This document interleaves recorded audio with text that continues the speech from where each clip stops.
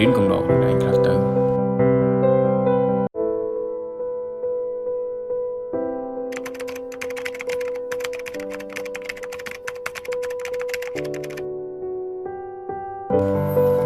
គ្មានអ្វីស្ថិតនៅរហូតទេនៅខ្លះជួបមុខជីវិត